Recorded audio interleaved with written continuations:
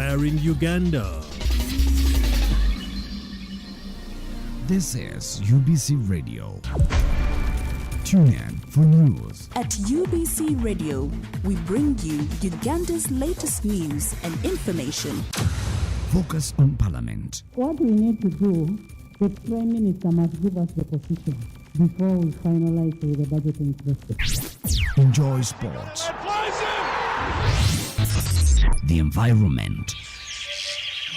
Politics. The mission we have is socio-economic transformation. Health. Entertainment. Updates in education. On the farm. Keep tuned into UBC Radio. Inspiring Uganda. It's hot. We passed it. We didn't know exactly what the problem was on the ground. There is no pretending about the effect of this thing. There's no pretending about it. Nobody should. It's a problem. It's balanced. This is not the stage at which you start planning to tax a commodity like coffee, especially from down there. It's intellectually engaging. The Constitution provides that the land must be registered under the customer tenure system, which is one of those that's recognized by the Constitution. Ground Zero Season 2, live and syndicated on your public and national broadcaster, UBC, inspiring Uganda. Welcome to Ground Zero Season 2, a show that brings you in-depth discussion ranging from politics, health, finance, sports, and so much more. Ground Zero Season 2.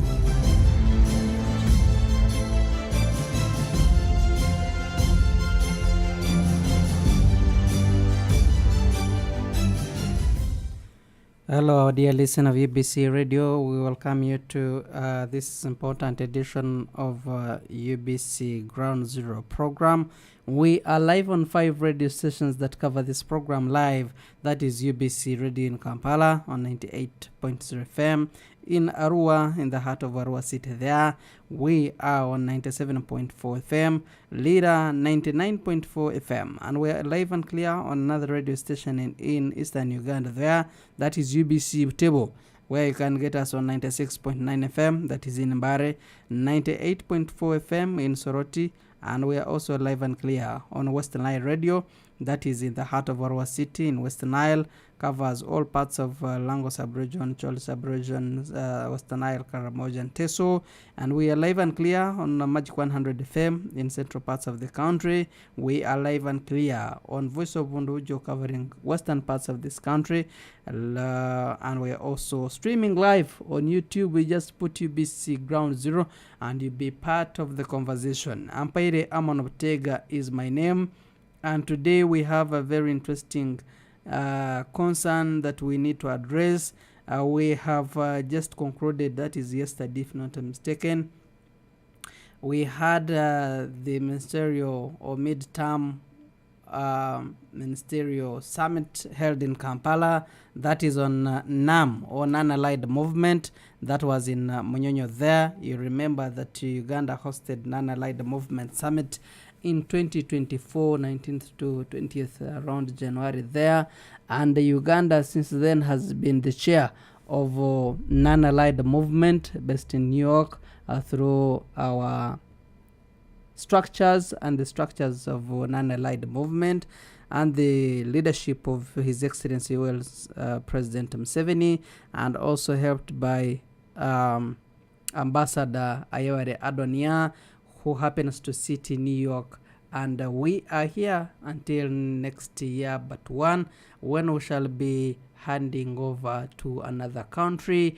when Non-Allied Movement is going to be having another summit. But now we look at the halfway through, 1 year down since 2024, and this is 2025, when Uganda is still the chair of the Non-Allied Movement, and we ask ourselves how. What has Uganda achieved as the chair of the Non-Allied Movement? How significant is Non-Allied Movement to Uganda and African countries and also developing countries, or the countries that are in the South, Global South, as the term is always in the language of the Non-Allied Movement? I have a very special team of guests in the studios of UBC who are going to be educating and informing us about all this. To start with, I do have a privilege and honor to have Professor James Kasindabaria, and is the lecturer from Chambogo University. It is a warm welcome to have you, Professor. Thank you. I also have a privilege and honor to have Lubega Jonathan, who is a lawyer and a policy analyst. He's part of UBC Ground Zero family, is coming from Sitin, Uganda. Most welcome, Jonathan. Thank you, and a pleasure to be here. Interesting. We're also expecting to be joined by Major Retired David Lusa, who is the former director of ISO. And we are here for the next few minutes, or you can call them hours, 2 hours. And in the first session, we listen from our panelists. And in the second session, we're going to be, of course, sharing your views and also getting what you think about the topic. We would love to understand how significant is NAM to all the developing countries. And we have halfway through or 1 year down the road. What has Uganda achieved as the chair of the Nile movement? We had this summit here. We have had the one for ministers done. How significant or important is this? When we look at the tangible, what is the tangible significance that Uganda, that NAM still holds, especially when we see in shaping global diplomacy? We look at trade, we look at security, we look at development. Most importantly, how do countries like Uganda transform NAM from the historical movement into a force for economic and political transformation, especially when we are here in the 21st century? I will start with you, Professor James, if you can enlighten the country about that significant, how people can understand NAM, especially those that come from the global south. Professor. Thank you very much.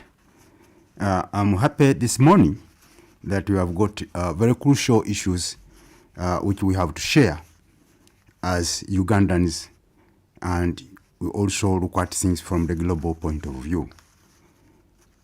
And my innermost, I want to appreciate the leadership that is trying to labor so much to make most of us understand how some of these things are, what they are, and what we are supposed to benefit from some of these organizations.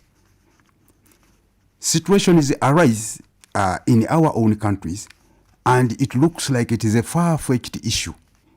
And yet, globally, we already scheduled to be for a certain status. Here we are. Now Uganda is chairman of this, and yet when it comes to some of us who are supposed to be vocal enough, we have little to tell our people. That is a pathetic situation, and I feel that we should in a way wake up to know things that affect us directly, so that we meaningfully contribute to the welfareness of our own selves and those ones to come after us. After all, it is our input and what we have at the table that makes us masters tomorrow. It leaves us very organized, and it leaves us at least people with a clearer voice put together. Say, look, there is so and so who comes up with some facts, solid facts, so that the growth is limited. For a while, I would have wished many of our people who are listening to understand the crucial issues of where we seem to be either not concerned at all because we feel that, well, I think it does not matter to me, something like that. By the way situation, it is not the case. The globe events are moving very fast, and to be left behind is itself a big abuse. So let's try to understand the innermost of what we ought to understand, and let's see how we can put our hands together, put our ideas together, engage all professionals. There is interprofessional issues where you see that gaps should not be left unaddressed. And that is the only way we can manage to move. Because oneness is one way out. And that's how I have a special interest in seeing that the moment key players are in the system, then we know very well that we have something clear to push forward. Thank you for a while. Interesting. Thank you so very much, Professor. I come to you, Jonathan, especially if you can also help us understand what is SETIN about and what you do. And also we come direct to the significance of non-allied movement to the members and also countries in the global south. Jonathan? Thank you so much. And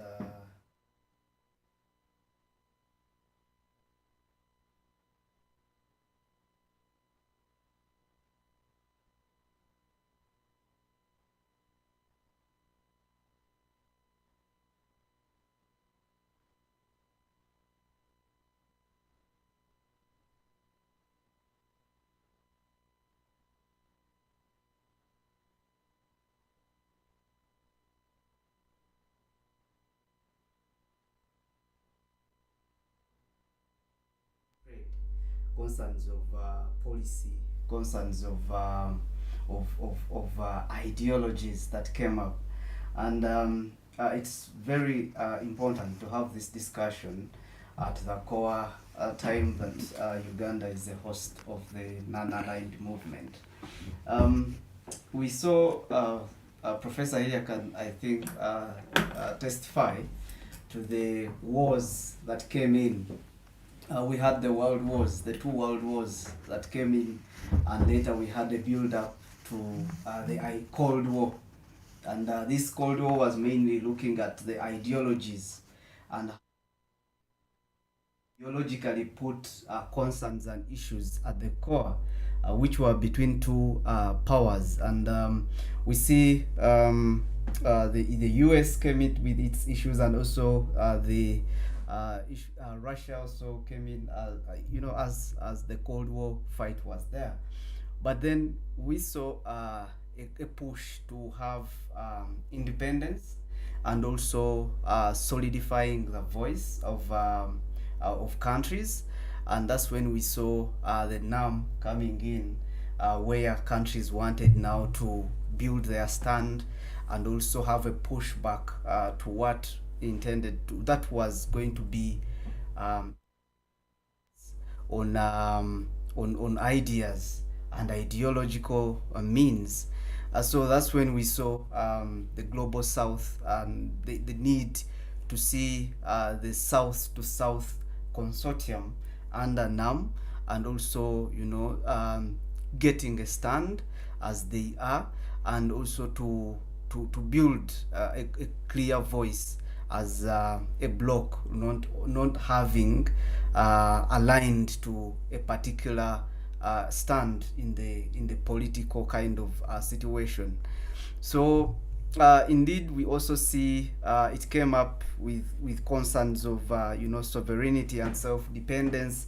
If the ideological terms were at loggerheads, then concerns of loss of sovereignty, interference of affairs, as well as equitable, the governance system would have been at a particular time affected or impacted. So having this, it is also seeing that having these discussions coming in, and having Uganda as you have really introduced it, the current chair, and for 3 years, we see that it's also giving us an opportunity to look at concerns of geopolitical tensions that are currently up at the core. We have the BRICS, we have the Russia-Ukraine conflicts, which are actually coming in. We have crisis, the Gaza crisis, who is where, and who is doing what. So these are concerns that are giving Uganda a platform to take lead and also champion at the global scene. We're also seeing concerns of the climate emergencies and concerns at the current situation. To what extent is Uganda taking lead in drawing clarity on what is good for the country and what is good for the global south? Issues of trade, I cannot ever emphasize them so much, but they're very critical at this particular time. And I would stop here for a moment, but we need to interrogate this particular area of discussion. Thank you so very much, Jonathan. And I come back to you, Professor. Looking back at what the resolution of the non-allied movement were, and what the global leaders and also heads of states and government concluded here in Kampala, referring to the Kampala Declaration, which reaffirmed the NAM's founding principles of sovereignty, non-interference, peaceful coexistence. Do you see these in today's manipolar world? Are these principles still practical, or they are mostly symbolic, that we always come through, discuss these things, and they stop just on a paper, but we never implement them? Thank you very much. I want to make a historical return, given what our moderator is putting across. I want to be very honest that in the event of a race which we are all pursuing, there are parameters that are drawn to make it easy for other people or other nations to join in. It is easier to be understood when there is a certain hub. You say on that hub, you expect to hear A, B, C, D. Here we are. These people who are drawing some of these resolutions, the other day, they did not even have anything to do with awareness of how some of these things are reached. Come to think of the strong background, we are talking of World War, say for example, and then Second World War. Those guys sat and came out with the resolutions. They formed up what they formed up, and as we come, we also look on and try to see how it was easy to live within what had been drawn. Perfect. Life has continued. Whether you are crashing or raising, life goes on. But we try to pick our best to see what is it that we shall go with. That is the situation where you find that a country in its size will have effective leadership to raise a very loud voice, so that we are noticed right from the word go that we have a point we are raising. Time and again, the world is full of changes. We are talking of scholars, we are talking of leaders, we are talking of diplomats, we are talking of students. All these things are there. But bottom line, there must be good governance.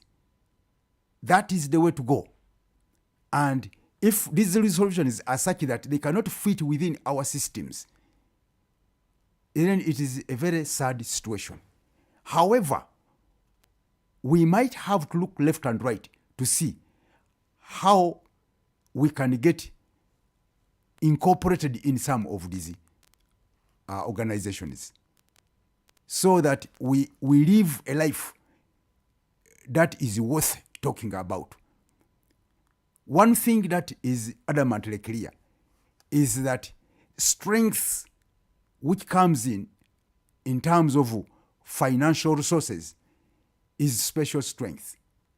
And if you are that much rich and you are negotiating with a poor man, there is a tendency of this man being suppressed in style to the extent that he is almost voiceless. And me, there is one rich idea I respect, that a poor man has little to contribute when it comes to big issues being discussed. He's suppressed in such a way that nobody gives him platform. But this is now a combination of many poor men coming together to reaffirm, but also to empower themselves and fight for one cause. Because they believe that if they are one, they may not succeed. But if they come together, perhaps they can make an impact. Thank you very much for that contribution. The idea here now is, if we are many poor people and we can shout louder, I think something very good can come up.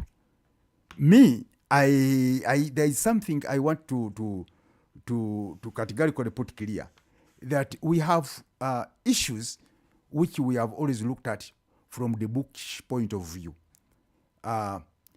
You talk of partnering with somebody to country. We have our friends, allies, and those people have lots of things in common. And there is a way they navigate their documentation, and things come to hold water for some time. At least they confine in one another.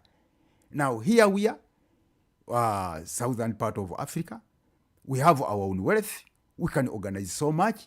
But bottom line, we need a lot of political stability. That political stability gives us a very good avenue on which we can also be heard. And I know that the moment we are in such big blocks, also take, for example, you talk of East African Federation. To me, I see millions of people there. I see a lot of wealth, too much for sure.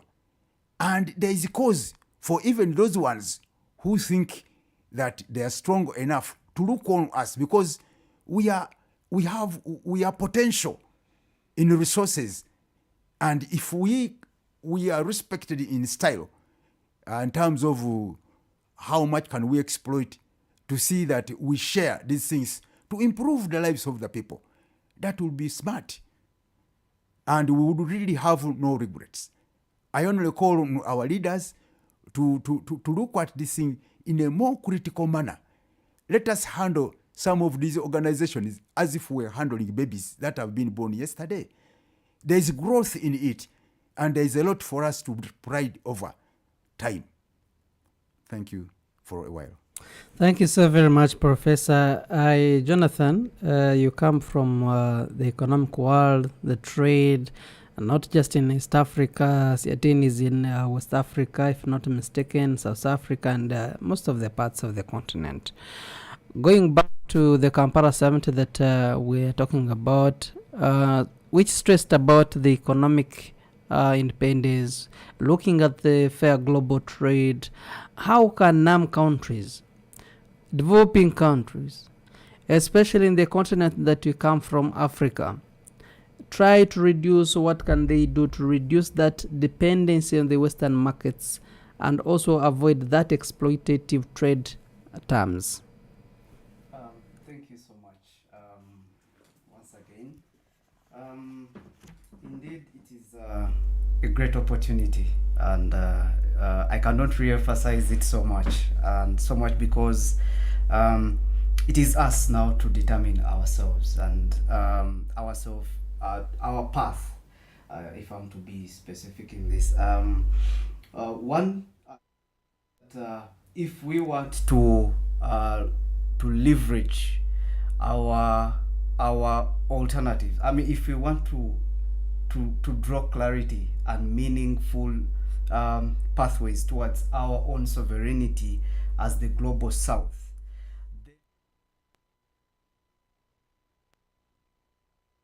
also have our own alternatives. For example, if we are looking at having trade, trade that is beneficial and mutually beneficial for us and transformative, then can we have our own pathways? We currently see Africa has garnered towards having the Agenda 2063, and we see if we are pushing towards having, then we came to a consensus, and we also have, as East Africa, to be bring it closer, we have the Vision 2050, and what are the tools that we have to push for these long-term perspectives that we draw as Africans. First of all, we have the African Continental Free Trade Area that we are looking at to leverage on and develop our economic kind of terms. And most of us, as in the global south, we are mainly into agriculture as the mainstay. And if we are into this and we do not leverage on our own markets, or if we do not center on promoting the African Continental Free Trade Area as a tool, then we will see a challenge.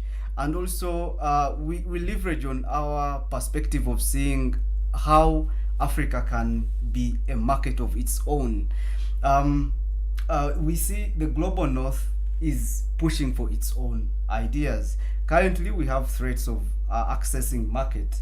If you do not meet such standards in the global north, you cannot export coffee, let me say, because coffee currently with other products have been put a stop to exporting in the regulation that is coming up. Currently it's being extended to 2026 for us to meet the standards of coffee in the EU countries. But if we live to see such a market, because Uganda exports about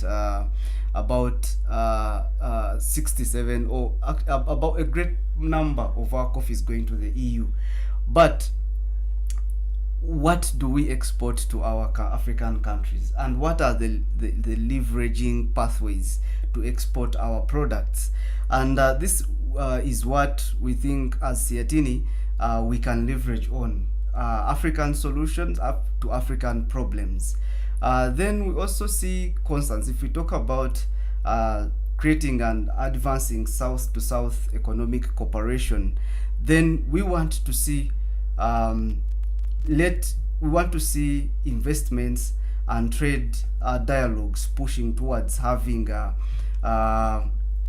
consensus on accessing market for products like on our shelves. I think, Professor, we can see the products that are from that we produce so much for the value-added products, the tinned products, as opposed to what we produce, because we export to those countries and they bring back products that have been added value and they can meet the standards and requirements of the market. So we lose out on the lucrative market and priorities that we have.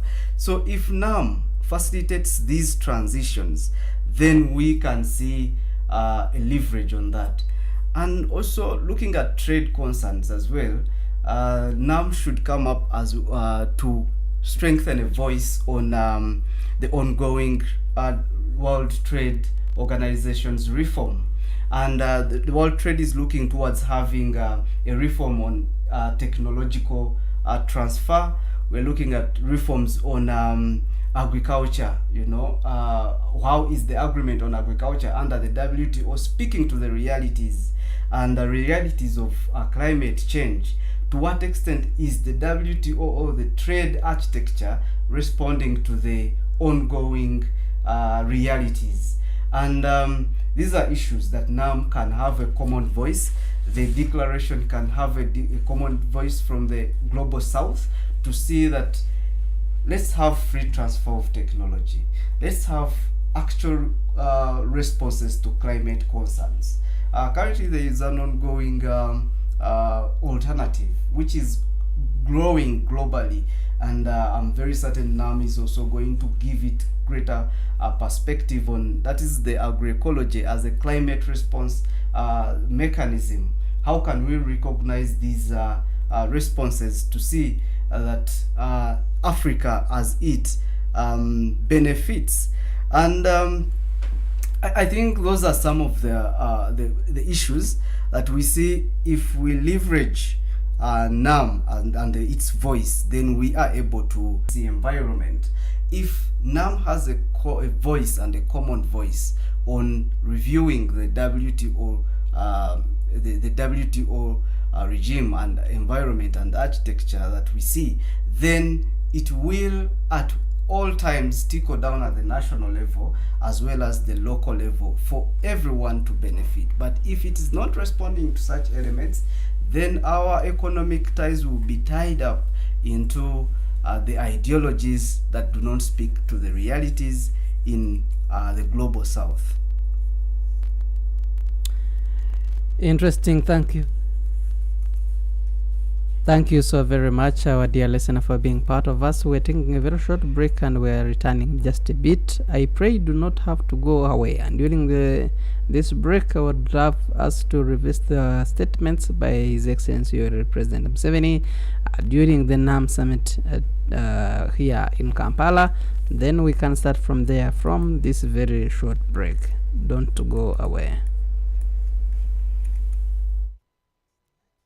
We shall be right back.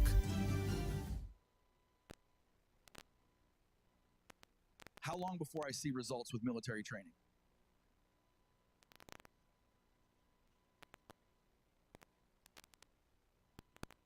The whole world is affluent.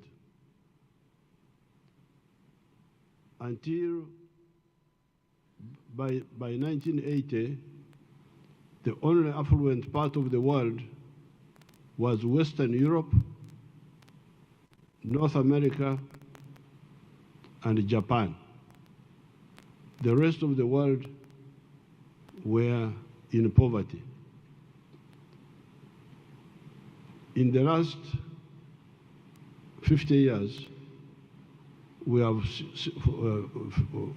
40-something years, we have seen spread of affluence to some other countries, China, some countries in other parts of the world, spreading affluence a bit more. And what we are aiming at is affluence for the whole world. We may not achieve it in a short time, but we should have it on the radar screen as our aim. In order to do that, we go back to our principles of NAM. And those principles, the Bandung principles, really start with humility, to be humble, not to think that what you think is the only way of doing things. In other language, we call that subjectivism. When you just think that what you think is the only way of doing things. The opposite of subjectivism is objective thinking. Objective thinking means you deal with situations the way they are, not the way they should be in your head. We who have I have spent about 60 years, more than 60 years, engaged in the political resistance in Africa here. And in those years, we have been studying all these events in the whole world, actually. And we have got some good idea. If you look at the 500 years from the time of the Renaissance in Europe, even if you don't go back to the earlier periods, you'll find that ideas were coming, new ideas, then people discover better ways of thinking. we started off with bullionism. There was a thinking in Europe that bullionism is the correct way of building wealth. That is gold, getting gold and silver, and some of the countries did that a lot, but they ended up being not developed. I don't want to mention individual countries. It's hot. We passed it. We didn't know exactly what the problem was on the ground. There is no pretending about the effect of this thing. There's no pretending about it. Nobody showed. It's a problem. It's balanced. This is not the stage at which you start planning to tax a commodity like coffee, especially from down there. It's intellectually engaging. The Constitution provides that the land must be registered under the customer tenure system, which is one of those that's recognized by the Constitution.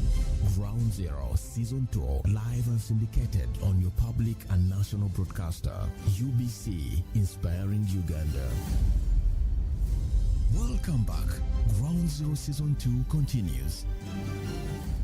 Indeed, welcome back from that very short break. This is UBC Ground Zero. We have live on 5 radio stations that cover this program and also streaming live on YouTube. Yes, Sport UBC Ground Zero, and you'll be part of the conversation. We're ending our first part of the program, and in the next part, you're going to be sharing your thoughts on what African countries, developing countries, or countries in the global south need to do to make sure that they develop together, to make sure that they become self-reliant, not just to depend on the Western markets, but also donations. And that is one of the core values and aims of the Nine Allied movement.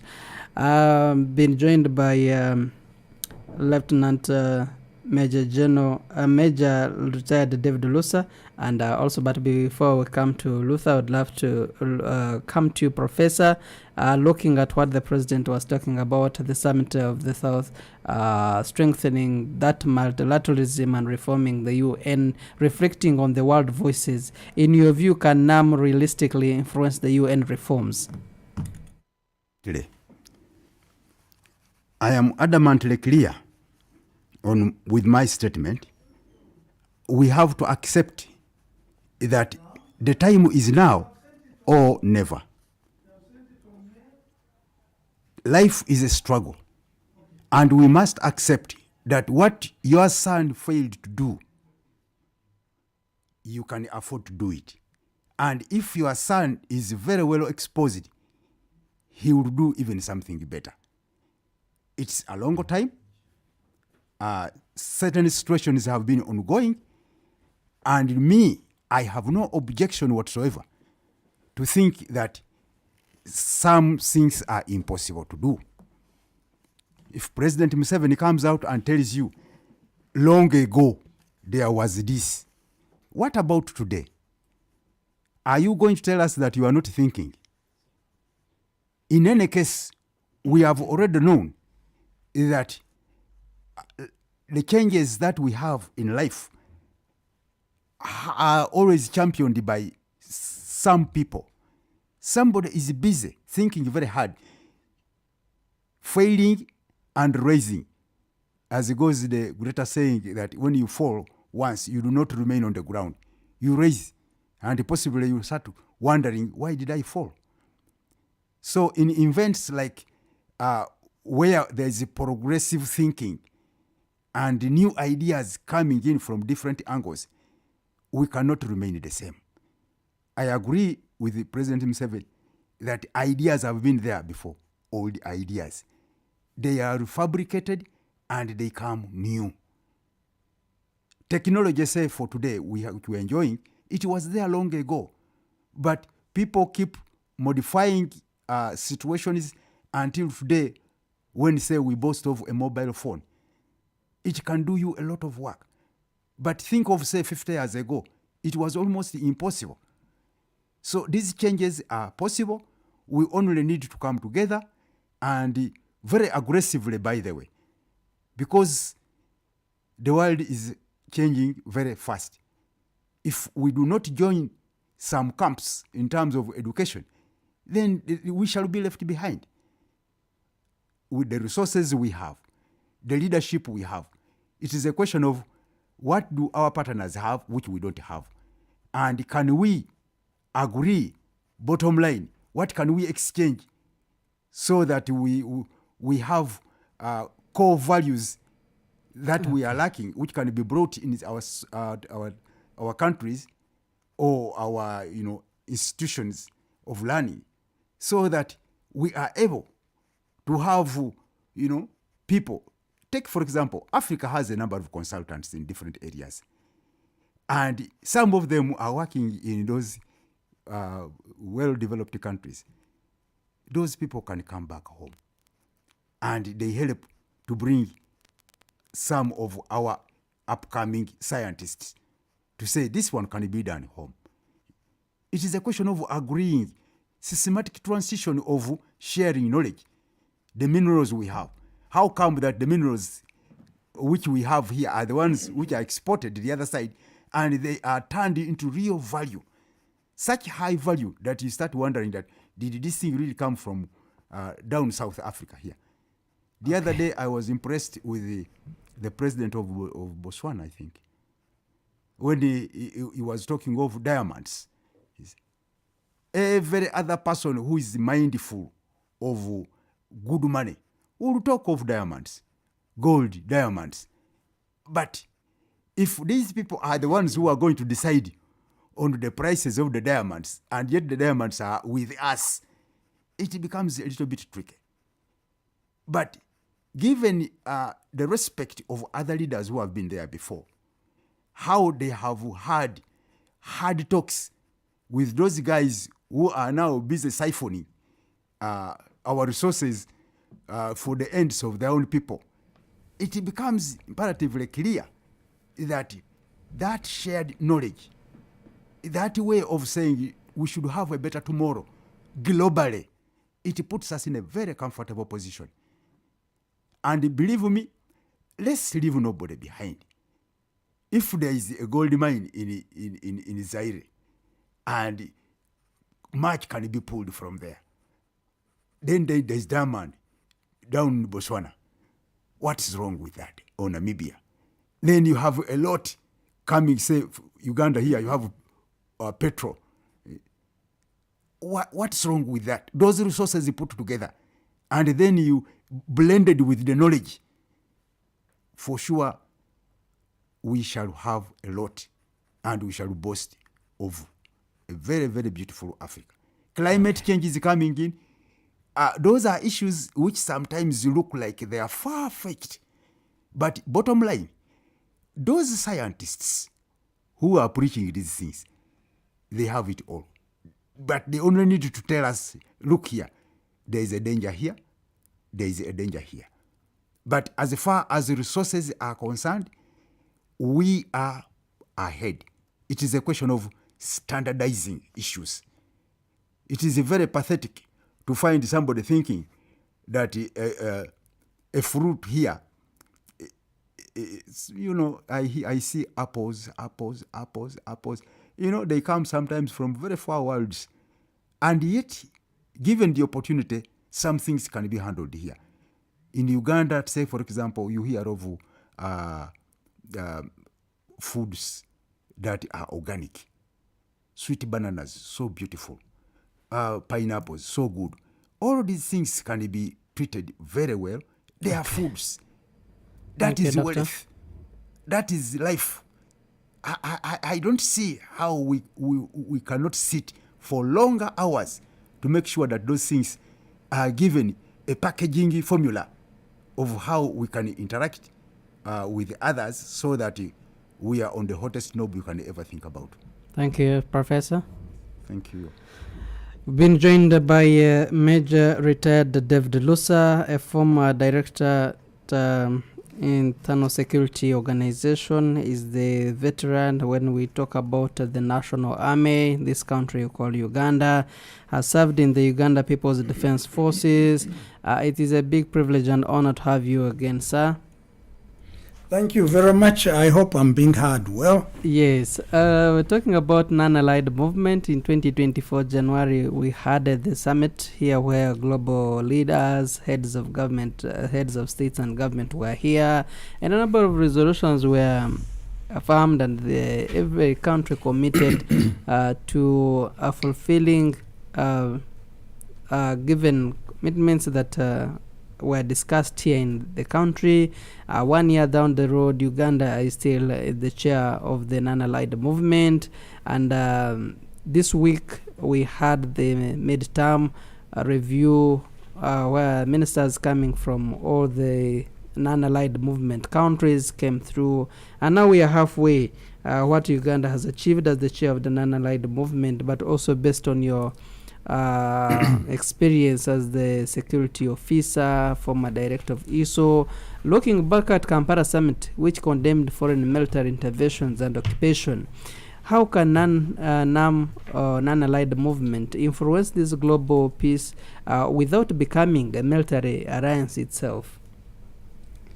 Thank you very much, Amon. Unfortunately, I was held. I was in a jam for a very long time, so I missed much, if not most actually, of the professor's submission.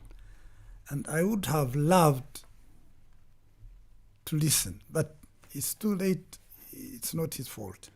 I found him trying to make a statement that Museveni is always talking of the way things were done.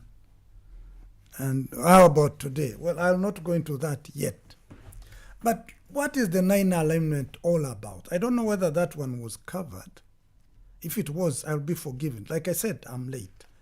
The non-aligned movement, historically, was the origins of the non-alignment are after the independence of countries like India, Indonesia, and others. Because that was the time of the Cold War between the West and East. And the newly independent countries did not want to get entangled in these power fights, in these proxy wars. One, they didn't engage. And you know, when you are weak, you avoid getting entangled in fights of big boys. So safeguard themselves. And also because they wanted to get help from whichever quarter was willing to give. They wanted to remain not committed to any one bloc. That's what some scholars have called positive neutrality. Not neutral, but positive neutrality, meaning I can be here and there and nowhere. I can get aid from wherever I can, but I don't have to be aligned with whoever gives aid. And that I look at issues on their own merit, not on power alliance or ideological commitment. And so because of that, in 1955, as I said, those newly independent countries met in Bandung, which is in Indonesia, and they started discussions on how they could remain aloof from the big power fights and ideological differences. And it is as a result of that in 1961, the then independent countries came together in Belgrade, Yugoslavia. That time it was Field Marshal Josip Broz Tito. And the prominent members then were the late Jawaharlal Nehru of India, Sukarno of Indonesia, Gamal Abdel Nasser of Egypt, and Kwame Nkrumah of Ghana. Those were the main pillars, plus, of course, Josip Broz Tito. And when they met in Belgrade, they then decided to form a movement that was in between the East and the West. And it became the non-aligned movement, and has been that since then. However, those of you who are scholars, the professors here and political scientists, will know that a movement remains as such. It's not really an association. It's not a community. It's not an organization. It is a movement. And so it is interesting that NAM has remained a movement. Why am I saying this? It has no permanent structure. It has no headquarters. Its headquarters, they say they have some place in New York. They have no secretariat. And of course, their meetings are rotational. And interestingly, where they meet, like they met in Uganda. So today, Uganda is the chair. But not only is Uganda the chair, it's also the secretariat. So the president who chairs becomes the secretary general. So where you don't have a permanent secretariat means follow-up action becomes very difficult. But that's the historical bit of it. And then but also interestingly is that as you rightly put it, where they say they have offices and their base is in New York, which happens to be a developed country, and these are developing countries which could have perhaps identified one of their own and have their base there. One would wonder why countries and developing countries have their base in one of the developed countries, yet they don't want to relate with the West, which are the developed countries. Well, it's not that they don't want to relate. They only wanted to relate positively, not committing themselves.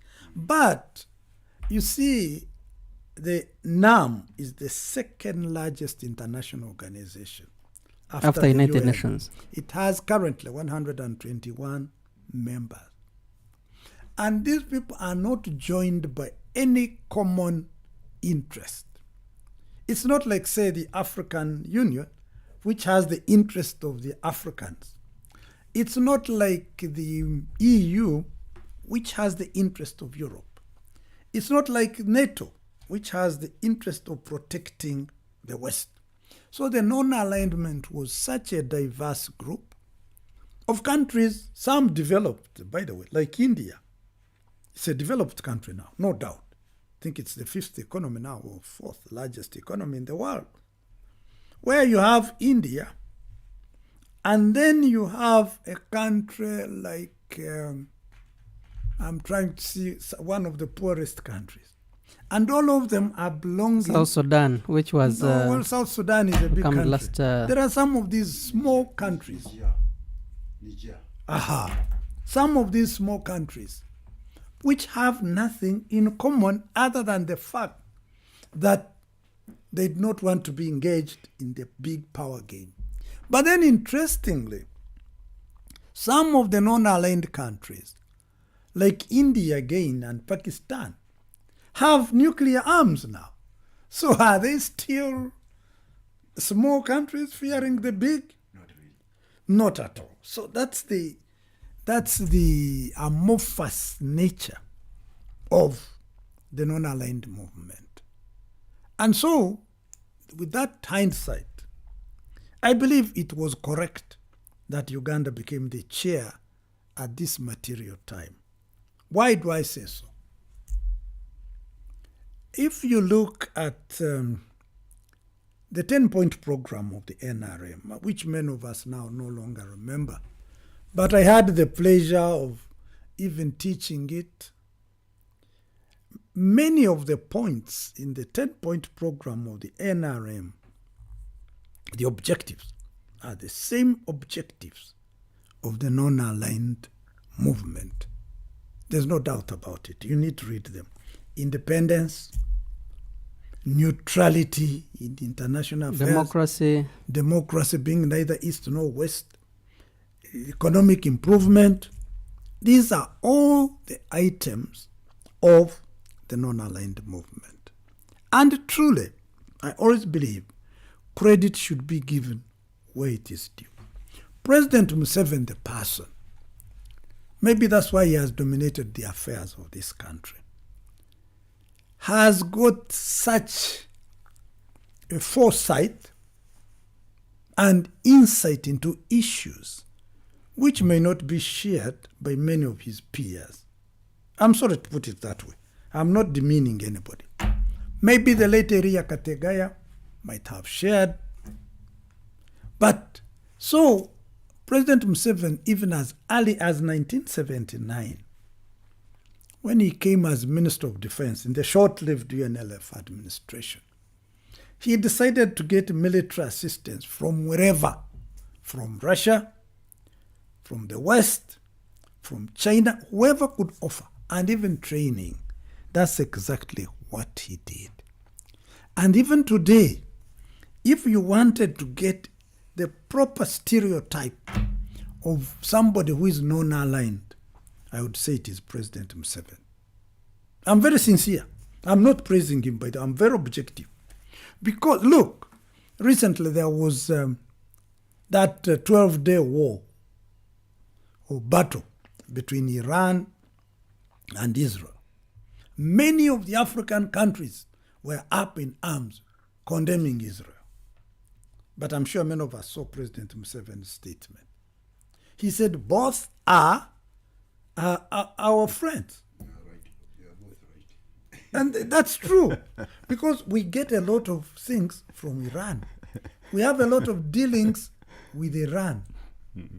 And at the same time, we have a lot of dealings with Israel. A lot. So to us, when Iran is fighting Israel, it's not a war. It's a war between two friends. And in my language, we have a saying that a friend of two people only takes gossip, not charms, because both are your friends. So, because of that, Uganda has avoided being entangled in many of these things. So much so that, in fact, there's no country now which you would say we don't deal with. At that time, that short time of Joe Biden and his homosexuals, when they took us off aid, and we thank God now Trump has overthrown them. And we are now dealing well with the U.S. He's even kicking the homosexuals out of the U.S. That's why you see all these quarrels, Trump, dictator, blah, blah. Well, but the issue is, it's correct that Uganda is the chair of the non-aligned, because we live the non-aligned movement. We not talk about it. We walk the talk. Apart from chairing NAM, what do we gain as a country, as a member state, or the people of Uganda? Because we have seen so many summits, we have seen so many conferences, we have chaired a number of them. But an ordinary Uganda would see, how does this benefit me? Okay, under the non-aligned movement, you also have the group of 77, which it's not under, but it's also kind of related. G77 plus China. G77, yes. Then you have individual countries. The other day, Iran comes here. United Arab Emirates have been coming. India, of course. All these non-aligned members come to us. And as they come, they don't come to visit. That's what Mwalimu Nyerere one time was saying, that these people are not sharing coffee. They are discussing economic affairs. So when Uganda is a member of the non-aligned movement, it benefits through that exchange. And then, do not forget, I don't know how many of you are familiar with somebody called Napoleon Bonaparte, who was president of France. He said, men are governed by toys. It's true. Toys matter a lot. The fact that Uganda is chair of NAM, even at the UN, it's not a simple thing. Just that diplomatic recognition that Uganda is the chair of 121 countries. People will be interested to know, which is this Uganda? Small country in the middle of Africa, but a chairman or a chairperson. That alone is great. And when our president talks, now he talks as NAM chairperson. So if he's talking on an issue of conflict, I'm sure people are bound to listen to him. Because of that. Absolutely. Because of that. And people entrusted him. So if you can be entrusted by 121 people to be in charge of them with their when they entrust you with taking charge of their affairs. That's no mean achievement. And of course, we have had a lot of dealings of countries because NAM really would be the third world countries, except maybe some European countries, and those which have got out of the third world, like India. India is no longer third world. You don't tell them that nonsense. They've got out of it.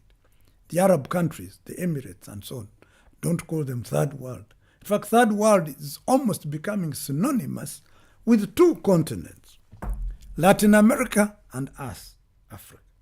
But the fact that Uganda is chair gives us even the diplomatic prestige as well as a leeway, even at the international arena. And recently I heard something that Venezuela was appealing to President Museveni to mediate between Venezuela and the USA. Can you imagine that? That was, I was so proud of that. The fact that they can even talk about it. And there were even voices that maybe, although Israel is not a member of the non-aligned movement, I'm sure it would have been. But you see, in reality, the third world has not been fair to Israel. That is my view. If all the third world were treating Israel the same way President Museveni treats them, and other leaders. You see, the funny thing with Israel, the sincerity is, during the day they condemn Israel. At night they are going there for technical assistance. That's the truth. Double standards. People are double-tongued, double standards. They condemn Israel during the day and deal with it at night. No, the Israelis have done a lot of things. They are the people who built this Nile hotel, which is now Serena.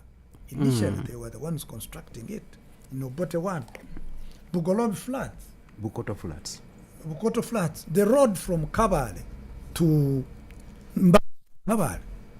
Then Arua, that road from Kamdin to Pakwach, was made by the Israelis. And if you went there earlier and you contrasted the road made by Israel and that made by China, well, the contrast is really big. So I think the non-aligned movement, and that's what another weakness is, the non-aligned movement has not lived to its principles. Many of the non-aligned countries became either aligned west or east. That's what it became. And that's why the movement did not become very strong. You had countries like Ghana and Nkrumah. You had Indonesia even at some stage. Even Yugoslavia. Yugoslavia was more aligned east. You had countries like, many of them. India, to its credit, was independent, really. India has never been aligned anywhere. It was dealing with the Soviet Union and the West equally. But in Africa, many of our countries had leanings. Ivory Coast was pure and simple. France is Pudo, as were many of the West African Francophone states. Kenya was Western. Many. The few countries I would say were non-aligned were Tanzania, because of Mwalimu Nyerere. He was another clear-headed man. Zambia tried to. Malawi was totally a semi-colony even after gaining independence. And so we had Ethiopia at one time was an avowed socialist state under Mengistu Haile Mariam. So you can go on and on. Nasser's Egypt was leaning more east than west. It is Sadat who brought Egypt to the western camp. And so all these countries had those leanings. So the non-aligned aspect remained only on paper. Like just symbolic. It was not there. The first, I would say, other than those I have mentioned, Nyerere, Kaunda, Serese Kama, a few others. And now the man who came and brought fresh air was Yoweri Museveni. He came, he has always been, now he's growing old. You know, when you grow old, again in my language, people have a saying that somebody says, but this old woman, why did my father marry her? But remember, before she grew old, she was a beauty. And so with President Museveni, truly, if you wanted non-alignment, as it is supposed to be, he has represented it very well, and even true today. Okay. My own example, I did some courses in the West and others in the East. So most of our security officers are a mixture of East and West. So we are very balanced. We know this side, we know that side. Okay, thank you. Interesting. I'm taking a very short break, and when I return, I'll be reading your comments or picking your calls on 776-511-426. That is the number you can send your messages, or call 0776-511-426. And I will also, after the break, I will put it to Fandelusa, especially with the rising cyber threats, looking at terrorism. We see the hybrid warfare, and we're asking ourselves, should NAM or non-allied movement establish mechanisms for intelligence sharing or defense cooperation among the member countries? But also coming to you, Professor, later on after the break, would also love to appreciate but also look at the non-allied movement condemning unilateral sanctions by powerful nations, and one wonders, what does this mean for developing countries caught between the major powers like USA, China, and Russia, and as Fandelusa was sharing. And later on, we shall look, of course, at the economic blocks and how economically empowered these member states can be empowered. And Jonathan, you will help us to understand how developed nations can honor their funding obligations, looking at the 0.7% foreign aid and the climate financing. Does this aid dependency really contradict with the NAM's goals for self-reliance? Those are some of the concerns that we need to look at after the very short break. I'm coming back in just a bit. I pray you do not have to go away. This is UBC Ground Zero. This is Ground Zero Season 2. Stay tuned. We shall be right back. At UBC Radio, all our radio network across the country is committed to inform, entertain, educate, and guide for national transformation. Our own radio, UBC, should set its own example. Leka bano abatafa ku bantu baffe bagumaza ndowooza muganda kito okugumaza to divert people. Let our own UBC bring programs to educate the people so that abagala kugumaza babeereyo bagumaza naye naffe they can advise, guide. And people in time will judge the one who is their friend and who is just using them. Tune into UBC Radios for credible socio-economic programs. UBC, inspiring Uganda. It's hot. We passed it. We didn't know exactly what the problem was on the ground. There is no pretending about the effect of this thing. There's no pretending about it. Nobody should. It's a problem. It's balanced. This is not the stage at which you start planning to tax a commodity like coffee, especially from down there. It's intellectually engaging. The Constitution provides that the land must be registered under the customer tenure system, which is one of those that's recognized by the Constitution. Ground Zero Season 2, live and syndicated on your public and national broadcaster, UBC, inspiring Uganda. This is Independent Sound. UBC has 11 sister radio stations spread throughout the country to educate, inform, and entertain. Tune in to UBC Radio FM 98, your national radio station, Magic 100, where sports and music is our life. 87.5 Star FM in Uganda, 97.4 UBC West covering Western Uganda, 102 Mega FM in Gulu, 97 FM Butebo Radio in Eastern Uganda, 107.0 Buduri FM, 100.5 Ngea FM in Kasese, 98.0 West Nile FM in Arua, Total Ray Radio FM 90 in Karamoja, and 93.0 Voice of Mundbujo. Now you're covered in your local language. UBC Radios, inspiring Uganda. This is UBC Radio. Tune in for news. At UBC Radio, we bring you Uganda's latest news and information. Focus on Parliament. What we need to do, the Prime Minister must give us the position before we finalize with the budgeting process. Enjoy sports. The environment. Politics. The mission we have is socio-economic transformation. Health. Entertainment. Updates in education. On the farm. Keep tuned into UBC Radio, inspiring. Welcome back. Ground Zero Season 2 continues. Welcome back from that very short break. This is UBC Ground Zero. We're looking at the halfway through what has Uganda achieved as the chair of the Nile movement. You can as well share your comments on 776-511-426 or call us and we'll be able to share your views. You're live on radio. Hello. You're live on radio. Yes, this is Henry Baguma. You're most welcome, sir. Yes, I've called to appreciate the program. All right. And the panelists have very fantastic, good views coming from them. Thank you. However, my concern is that we have very many international organizations and unions.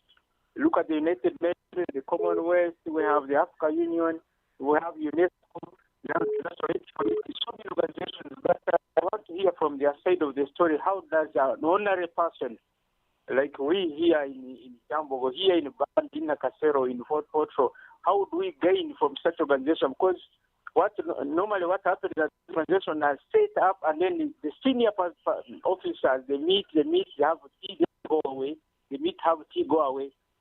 10 years later, you can't prove there was such a meeting. So I want to hear their side of the story. How do all these organizations worldwide benefit the ordinary citizens? And finally, I would also like to make an appeal to Kampala State Council and the Ministry of Water and Minister of Water to also strengthen that conference. So that it's historical that Uganda was a member of the Nile movement secretariat one time. Since we are now the host, we planted the trees. Kampala Capital Authority planted trees in the memory of that conference, but up to now, some of these trees are dying off. So Kampala State Council should come up to strengthen this and the Ministry of Water so that these trees don't die because these are historical monuments and they are for us just to come. That's my contribution and remain Henry Banguma. Thank you so very much for sharing your views on UBC Ground Zero. That is a very good call to all the stakeholders. If we still have the chugam trees, why not have the NAM trees around our capital, Kampala? 776-511-426. Call us and tell us what you think about the countries in the global south, developing countries, Uganda and many others can do to elevate themselves and also benefit from these blocks. Emmanuel Segawa says NAM was founded during the Cold War, as the speakers put it right. But why should me as a young person today still care about it? Hasn't the world moved on? Okay. The Gen Z's putting their perspectives there. I am Jackie listening in from Bokoto. I want to thank you for the program. Very, very educative. My concern is some critics say NAM has become a talking club. What practical achievements can it show today, apart from just talking and not showing practicals? Thank you, Jackie, and the people of Bokoto there.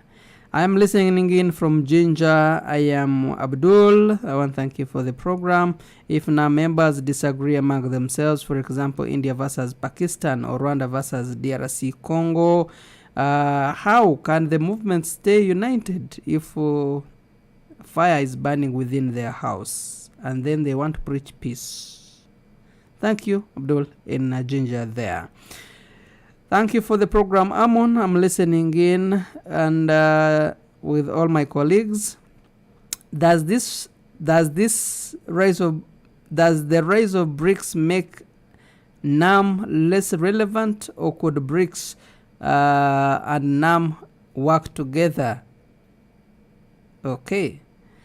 Thank you for the program. Uganda is NAM chair. What opportunities does this give to our citizens at a local level, especially the youth of this country and students who are the majority in Uganda?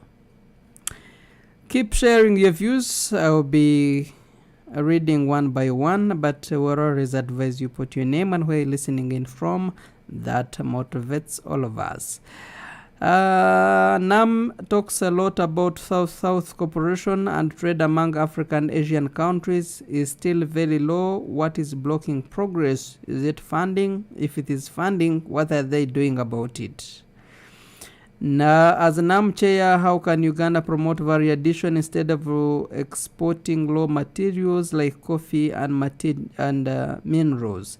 Museveni has talked so much about this, but less is being heard, especially by the other countries. That's why we have conflicts in West Africa, where the West are just fetching minerals and nothing is being done by the non-allied member states. I am Ben. Thank you, Ben, there. How can NAM help member countries negotiate fairer terms on a debt with institutions like IMF and World Bank, since most of these countries are indebted and so much in debts, which will not allow them to develop because they are being demanded in the global village? Allow me go back to the studios of UBC for my guest. I will start with Jonathan. I will come to Professor and end with a Fandelusa feedback and to some of the listeners' concerns. Jonathan?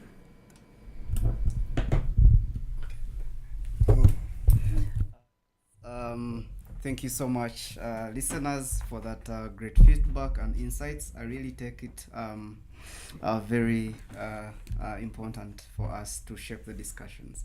First of all, I would appreciate retired Major for the masterclass. Indeed, I've been taking notes and I've been writing and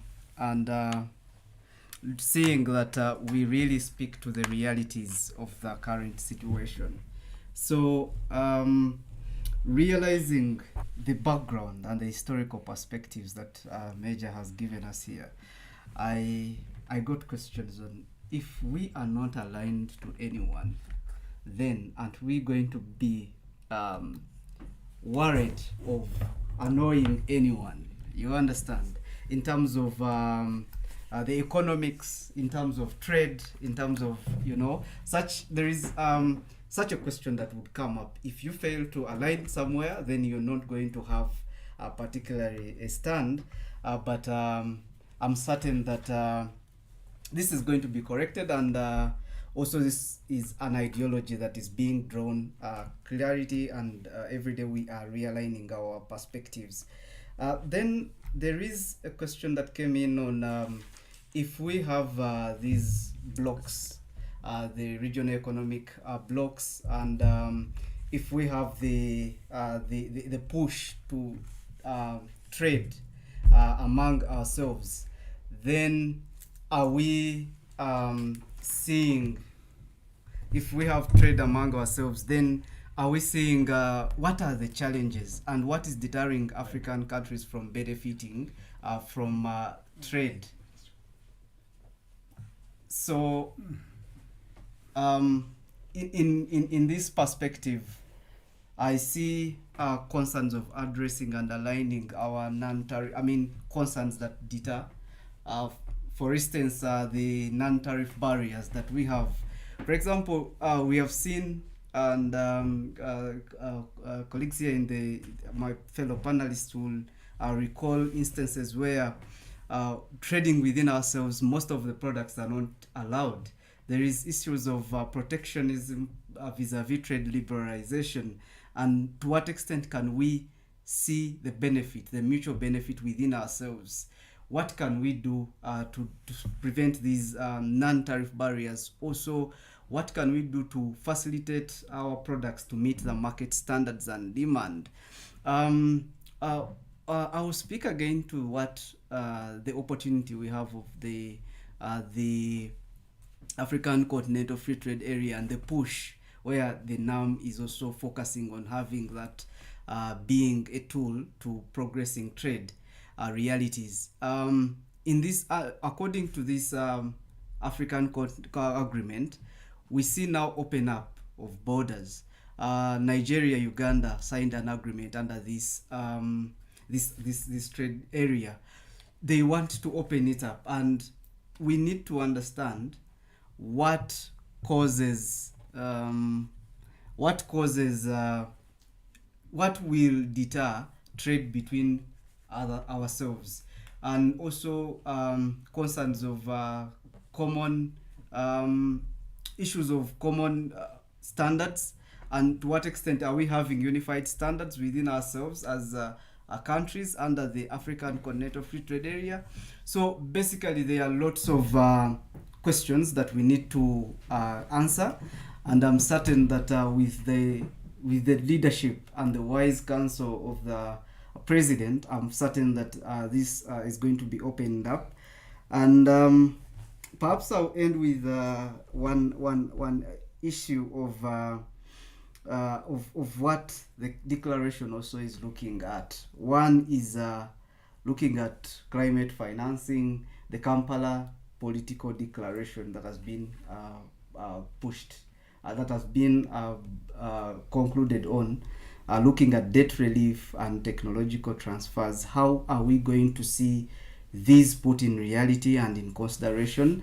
And if these are answered, I'm really certain that everyone should see themselves. And lastly, beyond having boardroom talks, I think, and government talks, through these programs that we are undertaking, we can see that the common person, the person in Chisasi, the person in Bukoto, Manafa, Mbale, and all areas should understand what, if something is discussed at the global level, what will it cause, how will it impact me as a farmer or a trader or in any person, in any way or the other. Yes, that's what I could say. I will be happy to continue with the discussion on the climate change and financing. Thank you. Thank you so very much, Jonathan. Professor James, we come to you. Thank you very much, ladies and gentlemen. We are most grateful that you are yet glued onto the radio transmission. In my capacity as a professor, I want to put this very clear, that paperwork has made things so difficult for a commoner to understand what is really going on. I sometimes attribute this type of thing to a situation where a father takes a decision with a mother for the good or the comfort of the children. Children see good things coming in the house, they dine, they feel so good, they dress very well, but they do not know the art. Against that cheap onlook, I call on to all parties that are involved in some of these things to make sure that we plan strategically for people who are going to help some of these lessons go down to the people, so that they can get energized in terms of awareness, and then we make a smart race. Short of that, we shall again come back to here. It all ended up on paper. It is a very sad situation to see people like Jackie, Henry, Abdul, and coming in with the very disturbing questions. Disturbing in such a way that you really see that there is a big gap to cover. But who will cover these gaps if we do not organize ourselves enough to go down to the public or to the people who are relevant in these things and see how to capture our own people? I'm very optimistic that when some of these things are internalized, the way forward is very smart. And we shall have little to regret. I want to thank Ronald Major that he gave such a good cover-up. You see, emptiness is not a problem. But the idea is how much have you chance to get exposed? And there is an opportunity to learn. A friend came in and he jazzed a system, and I was more than awake. This is information which we need. Do not need to come and think that it is beginning with you. People have struggled and the struggle continues. It is very disturbing for somebody to tell you, the late so and so, the late so and so, the late so and so. The people whom you never even dined and wined with, or not even ever taken the trouble to say, who is this guy? But today they are telling you, this man championed in this. And those ones who respected what he talked are benefiting. Okay. So let's try to see how we can internalize some of these things and take care of the way forward for community to come better in the racing arena. Thank you. Thank you so very much. We come to you, Fandi David Lusa. The Gen Zs are so much disconnected to the history, but also an unallied movement. Others call it absolute, something that was founded during the Cold War. Why should we young people today still care about it? Has the world not moved on? Critics becoming saying that NAM is becoming just a talking club, no practicals, nothing, no achievement. A lot of concerns, as you've heard from our listeners, and of course, coming of BRICS. How does that make NAM less? Does that make NAM less relevant? So very many concerns that you can help us shape and understand how fast we can go as the global citizens. Thank you very much, Amon. I hope I'm being heard. Well, Gen Z as it is now. You know, I don't know what is happening. In the olden days, young people emulated the old people and tried to imbibe those ideals that were of great value. But today, I think there's this, it started in the US, what they call the woke culture, where they want to destroy everything. This one was a slave trader, destroy his portrait. But you see, you can never destroy the past, because the past is gone anyway. The past is gone, but then we should learn from the past. A lot of critics say that a society which does not know where it has come from will stand where it is and will not know where it is going. That is why Karl Marx talked of dialectical material. I know the Gen Zs may not want to hear of dialectical materialism or even historical materialism. But these are facts. They existed and they affect us even today. We are what we are today because people came from another continent and we cannot run away from it. See? People want to pretend otherwise. That's what Karl Marx again called ideological poverty. People who don't want to know. They don't know and they don't want to know. It's not bad not to know, but it's very bad when you don't know and you don't want to know. There's an old English saying for that, we who studied English in the old days, that he who knows not that he knows not, they say, is a fool. Totally. So, Gen Zs, are they intelligent or what? Now, is NAM relevant? Of course, NAM is relevant because much as the Soviet Union collapsed in 1991, there's still Russia, which is still trying to reassert itself.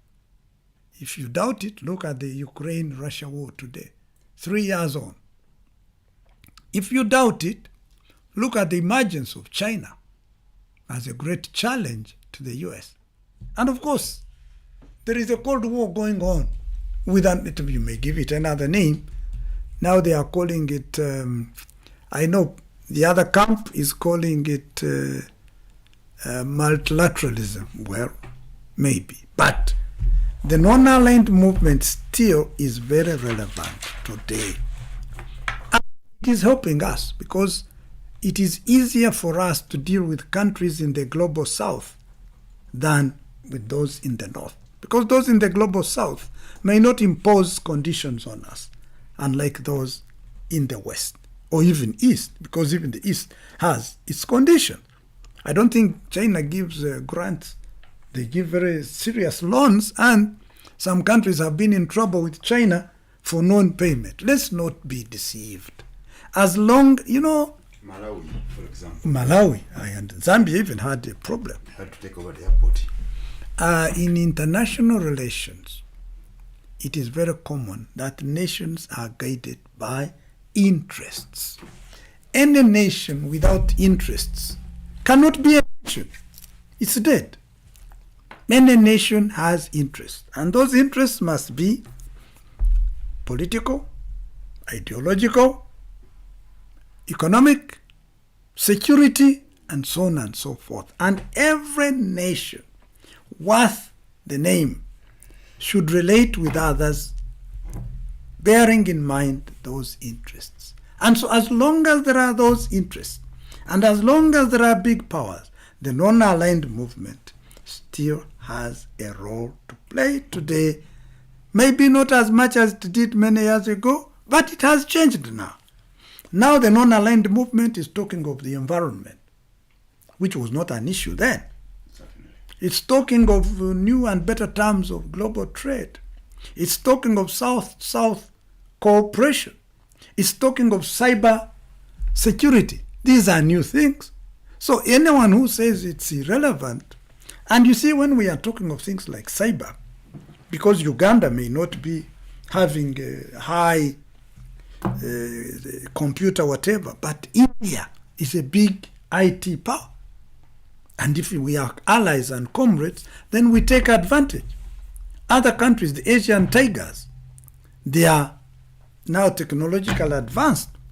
And being members of the same non-aligned movement, we are bound to benefit in that regard. So, saying the non-aligned movement now is not relevant, I think it's really myopic, in my view. Now, the issue of BRICS and now. What is BRICS? BRICS at one time was BRIC without an S. Brazil, Russia, India, China. Then S came in when South Africa joined. Now I think BRICS is becoming totally, what shall I say? I think it's becoming irrelevant in the sense that there are many countries which have joined. Are you going to add Iran? So it becomes BRICS. I will not. So maybe the name will change at a later time.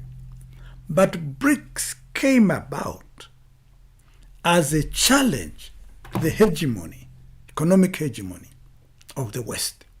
So these big countries, China, Russia, India, and Brazil were saying, but why should we play second fiddle? Yeah. Why should we play second fiddle to the USA? Well, USA, we can leave it out because I think still it remains the biggest power. But why should we play second fiddle to Belgium? Why should we play second fiddle to Italy? Even France is losing out economically. The UK is still hanging there and thereabout, UK and Germany. But should we play second fiddle to the West when, if you look at today's economic indicators, the US, okay. The second country, economically powerful, is China, then Japan, then Germany and India. So are you going to pretend that the West is still calling the shots?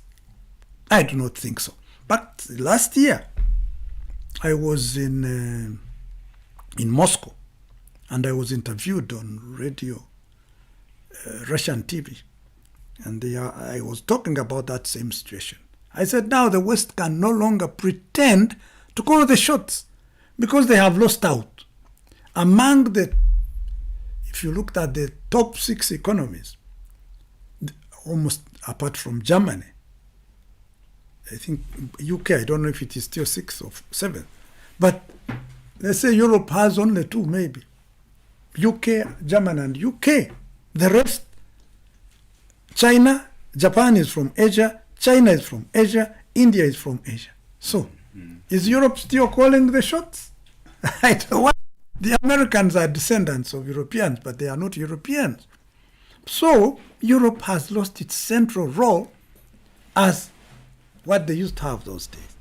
And because of that, that's how BRICS came in as a challenge to the West. I think that's why the US is weighed down. It's carrying a very heavy load, and that's why you see Trump is trying to get rid of that heavy load. Says, let everyone, Europe, solve your own affairs. Because Europe is really losing out. And why not? Europe does not have resources. Do they have minerals? They don't.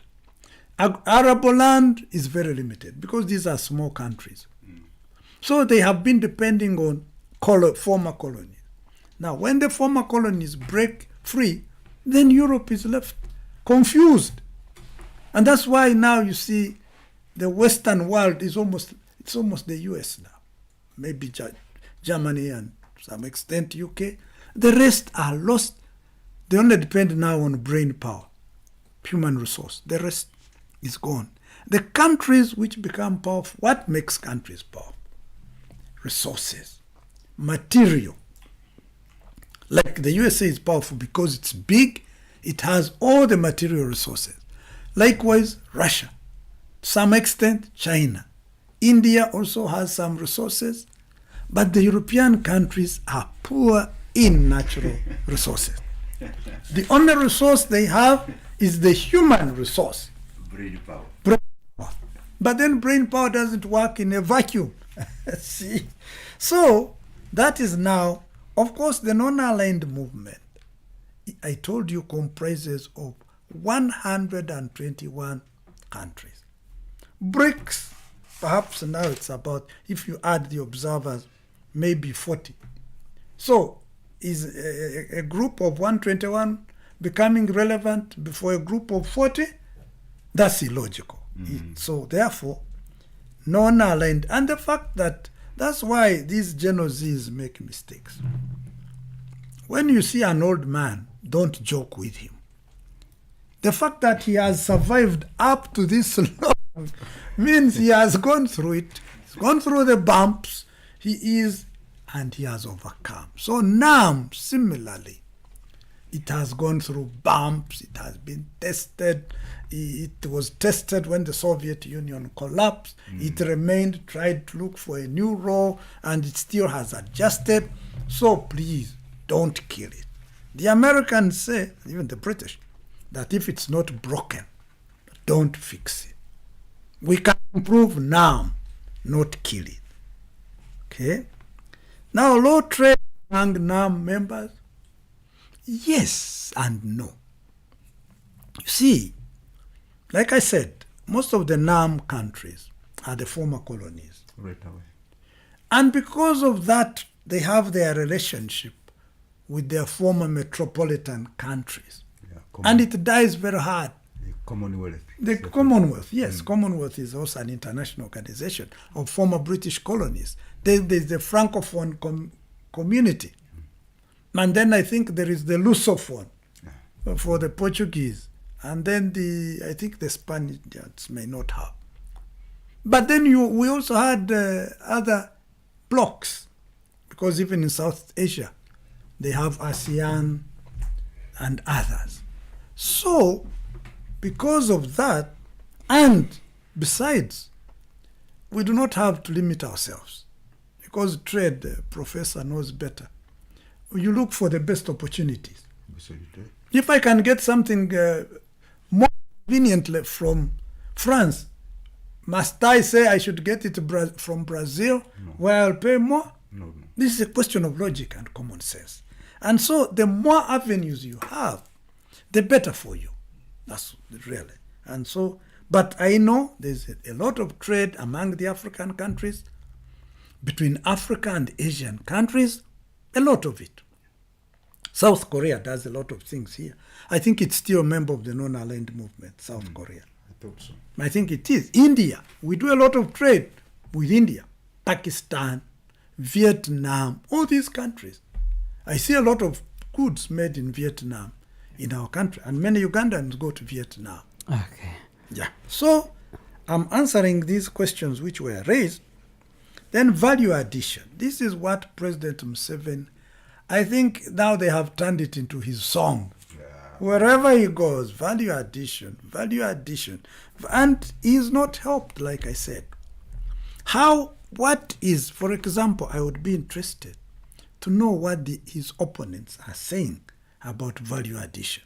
I sometimes try to listen to some of these politicians trying to be president. What alternative solutions they have? Exactly. I have not heard them offering that. All they say, apart from General Muntu maybe, all they say is, Museveni agendi.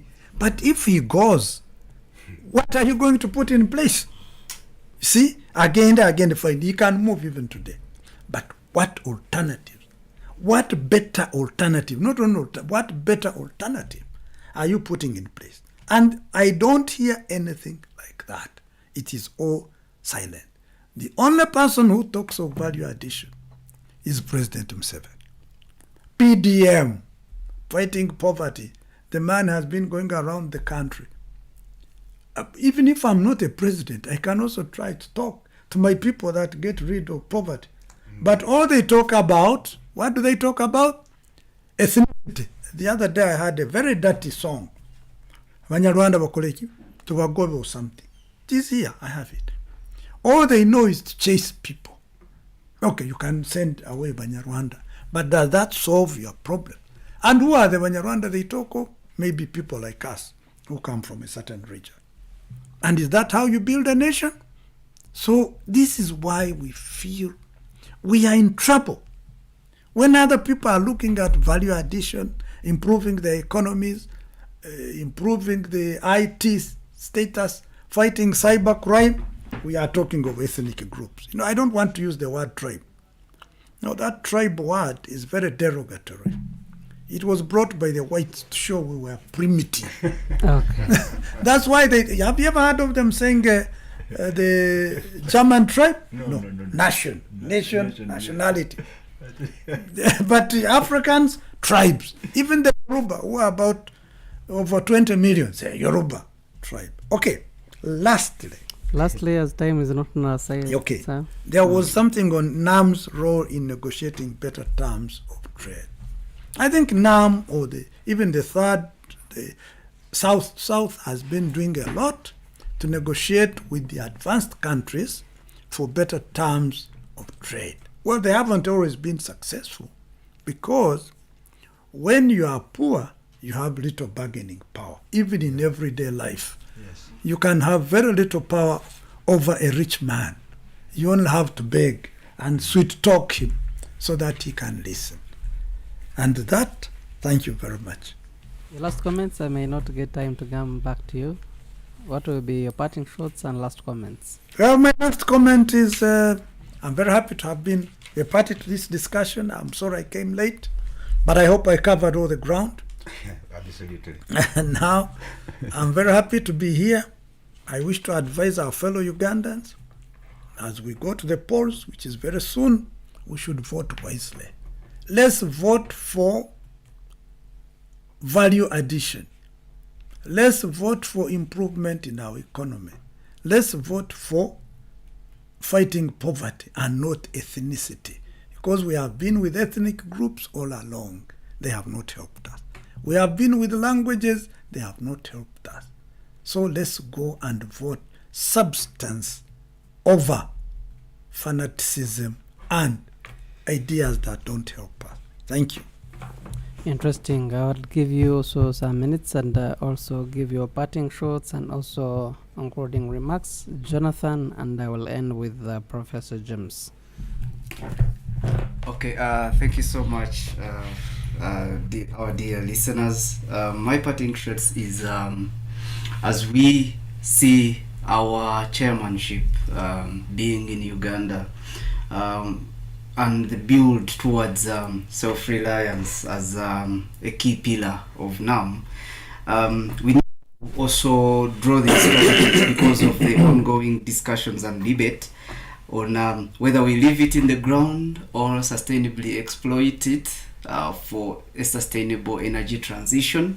And that is our reliance and resilience to exploitation by the developed world. And for us to achieve self-reliance, there are strategies that we need to draw. And trade, leveraging on climate justice, leveraging on sustainable exploitation of resources. We have the gold that is, we have the minerals, we have the ECOP oil that we have, but how can we sustainably exploit it so that we can transition to energy and also to get those zero carbon emissions that we look towards that. Thank you once again, and looking forward to the evolution and the end of our term as the chairmanship of the NAM. Thank you. Professor, thank you, Jonathan. I want to thank you people so much. I want to thank my fellow panelists. To be honest, they have taken all the words that I should have said. However, I will still seal it by saying, bravo, bravo, well done. The other version is, I wanted to make something here very categorically clear. You introduced me as Professor Kasingabaja James Francis from Chambogo University. It should have been Chambogo College Polytechnic. Thank you for that correction. I know viewers will say, since when? I don't want to be mistaken. So, as put to that correction, and thanking my panelists so much, my other last word is happy day, and let's champion in what we are trying to navigate wisely. Thank you. Thank you so much, our dear panelists, for making time to come through and educate the people of Uganda on UBC radios, and that is UBC Radio in Kampala, UBC Magic 100 FM in Kampala, UBC Western Nile in Arua City, covering Western Nile, and of course Voice of Butebo, and also other Butebo radio in Eastern Uganda, who are part of us from the other side of radio. Dear listener, we want to thank you so very much. We are always here because we know that you're there. Indeed, that brings us to the end of our discussion. We're looking at halfway through what is the significance of non-aligned movement and developing countries, and following the NAM summits held in Kampala. We had just had the midterm ministerial summit just concluded this week, if it is yesterday but one, and also following up on what the resolutions were, the Kampala Declaration, that is in 2024, when Uganda hosted the non-aligned movement. And we continue with the discussions on different platforms. Always keep sharing your views and perspectives. Many programs coming your way in UBC Butebo, UBC Radio, UBC Magic, and Voice of Butebo, and of course on Western Nile Radio. From me and the team, it's a very good day for God and my country. Amon Buteega is my name, and I want to wish you the best for God and my country. Allow me to sign out. Judging Gobi is coming away in UBC Radio, and I will leave you with other speeches from the president during the NAM non-aligned movement.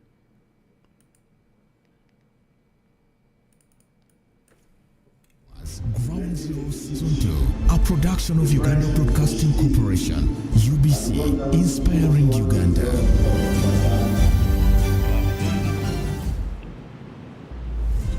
It's hot. But that's it. We didn't know exactly what the problem was on the ground. There is no pretending about the effect of this thing. There's no pretending about it. Nobody showed. It's a problem. It's balanced. This is not the stage at which you start planning to tax a commodity like coffee, especially from down there. It's intellectually engaging. The Constitution provides that This was a war of force. Yes, there was little demand for steel, because at that time, prosperity was only. Then there were some thinkers in France who talked of they were called physiocrats. Physiocrats believed that wealth was only in agriculture. That if you emphasize agriculture, you will be prosperous. But after some time, a man called Adam Smith came along and wrote his book in the year 1776 entitled The Source of the Wealth of Nations. Where does the wealth of nations come from? And he was able to show that by private effort, free enterprise, by specialization and exchange, you can create wealth for the country. He was more correct than the others, Adam Smith. Then Karl Marx came and said, no, private property is the source of all evil. We should get rid of private property and collectivize wealth. He had some good points. Our Prophet, peace and blessings be upon him, said that whoever builds a masjid for the sake of Allah, Allah will build him a house. In central planning, but obviously there were also some philosophical mistakes in his position. Now, Adam Smith helped certain Europe to move forward, but something else came up which he had not foreseen. This was the issue of the market. If you produce, who buys? If you produce and nobody buys, or very few people buy, you will not continue. That's how you got to the crisis in Europe of 1929, the collapse of the capitalist system, the depression. That's how now another thinker, Maynard Keynes, came along and said, you people, you forget the issue of aggregate demand. That even if you give money, free money to people in their pockets, they buy what is produced, it will help the economy. That's how the idea of the welfare state came, where to give money to people even when they are doing nothing. Now, you can see just in that period, so many ideas coming, going, coming, going. This is the correct way. Instead of wasting, I really feel sorry for some of these people. They come to lecture, you lecture me, you don't know what you are talking about. So therefore, the now, I'm glad we